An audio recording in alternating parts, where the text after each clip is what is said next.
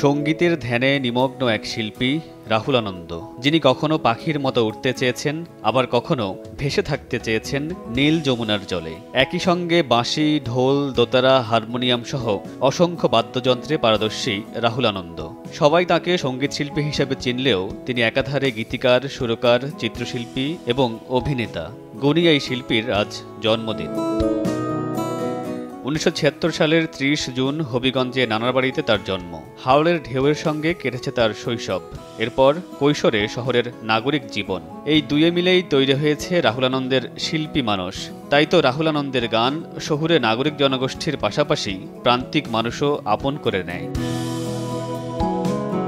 কলেজে পড়ার সময় থিয়েটারে যোগ দেন রাহুল। তখন থেকেই থিয়েটার চর্চা শুরু। ঢাকায় চারুকলায় পড়ার সময় যুক্ত হন নাট্য সংগঠন প্রাচ্য নাটে। 2006 সালে বন্ধুদের নিয়ে জলের গান নামে গড়ে তোলেন একটি গানের দল। জলের গান দেশের যে কোনো ব্র্যান্ডের চেয়ে আলাদা। বাঙালি সংস্কৃতিকে উপসর্গ করে গান তৈরি করে জলের গান এরই মধ্যেই মানুষের হৃদয়ে জায়গা করে নিয়েছে। তাদের কথা, গায়কী, সঙ্গীতায়োজন সবকিছুই আলাদা। তাই তো ফরাসি প্রেসিডেন্ট ঢাকায় এসে ছুটে যান রাহুল আনন্দের কাছে।